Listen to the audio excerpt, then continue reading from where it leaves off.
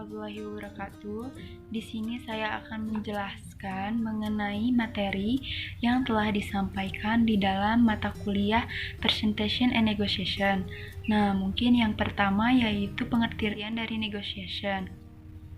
Keputusan secara bersama di mana pihak-pihak yang terlibat memiliki preferensi yang berbeda. Suatu cara untuk menetapkan keputusan yang dapat disepakati dan diterima oleh dua belah pihak dan menyetujui apa dan bagaimana tindakan yang akan dilakukan di masa yang akan mendatang. Nah, negosiasi merupakan tentang siapa yang memegang kendali kontrol pada saat negosiasi itu berlangsung. Dalam sebuah negosiasi, kedua belah pihak mempunyai batnanya masing-masing. Nah, batna tersebut memiliki arti alternatif terbaik dalam perjanjian bernegosiasi, melibatkan apa yang akan dilakukan jika tidak mencapai kesepakatan dalam bernegosiasi. Batna yang tepat akan membuat kita merumuskan strategi bernegosiasi yang tepat. Yang kedua yaitu pendengar yang baik. Pendengar yang baik akan membuat pembicara merasa didukung dan merasa percaya diri. Namun, bukan berarti pendengar harus menyetujui apa yang telah disampaikan oleh seorang pembicara. Dan pendengar yang baik harus bisa menggunakan 5 panca indera yang baik untuk menjadi seorang pendengar yang baik. Yang pertama yaitu mata.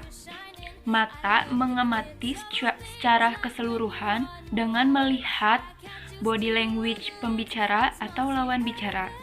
Yang kedua yaitu telinga, dengan mendengarkan segala sesuatu yang telah disampaikan oleh si pembicara atau lawan bicara. Yang ketiga yaitu hidung.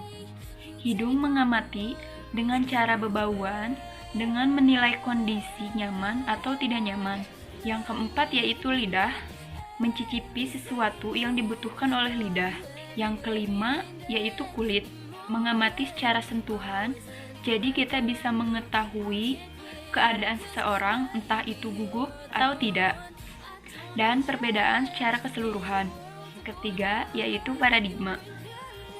Paradigma merupakan sebuah keadaan mengenai status diri kita sebelum atau sesudah bernegosiasi itu berjalan. Yang pertama yaitu win-loss, keadaan kita pada posisi yang diuntungkan dan lawan kita tidak.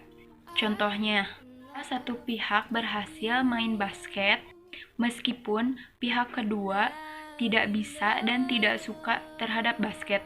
Yang kedua yaitu loss-win, keadaan di mana lawan diuntungkan dan kita tidak.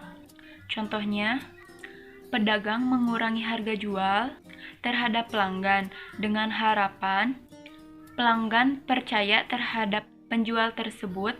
Dengan strategi ini, jika pelanggan puas, maka dengan sengaja atau tidak sengaja, pelanggan akan menginformasikan kepada orang lain untuk berbelanja di tempat tersebut. Yang ketiga yaitu win-win, sama-sama memiliki keuntungan, namun keuntungan yang saling berbeda. Contohnya, orang yang sedang bermain futsal, kedua orang tersebut sangat menyukai dan sangat bahagia dalam bermain. Yang keempat yaitu loss-loss, terjadi sebuah kesepakatan namun sama rugi. Kedua orang yang berselisih terhadap pemilihan tempat dan hasilnya kedua orang itu tidak main bersama. Yang kelima yaitu we both win, keadaan di mana terjadi kesepakatan baru yang membuat kedua belah pihak diuntungkan.